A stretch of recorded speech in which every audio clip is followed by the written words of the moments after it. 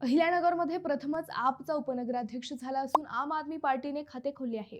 नेवासे नगरपंचायतीच्या उपनगराध्यक्षपदी आम आदमी पार्टीच्या नगरसेविका शालिनी सुखदान विजयी झाल्या। नगरपंचायत सभागृहात पीठासीन अधिकारी तथा नगराध्यक्ष डॉक्टर किरणसिंह घुले यांच्या अध्यक्षतेखाली बुधवारी निवड प्रक्रिया पार पडली। त्याचं झालं असं, उपनगराध्यक्ष पदासाठी क्रांतिकारी शेतकरी पक्ष व आम आदमी पक्षाकडून शालिनी सुखदान यांनी 2 उमेदवारी अर्ज दाखल केले होते। महायुतीकडून अंकुश म्हस्के व प्रवीण सरोदे यांनी उमेदवारी दाखल केली। छाननी 4 पैकी 3 अर्ज पात्र ठरले। महायुतीचे अंकुश म्हस्के यांनी अर्ज मागे घेतल्यानंतर सुखदान विरुद्ध सरोदे यांच्यात सरळ लढत झाली।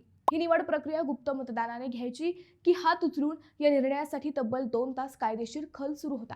दोन्ही बाजूंच्या विधिज्ञांनी म्हणणे मांडले। दोन्ही गटनेत्यांची मते नोंदवण्यात आली। अखेर जिल्हाधिकाऱ्यांचे मार्गदर्शन घेण्यात आले। त्यानंतर हात उचलून मतदान प्रक्रिया पार पडली।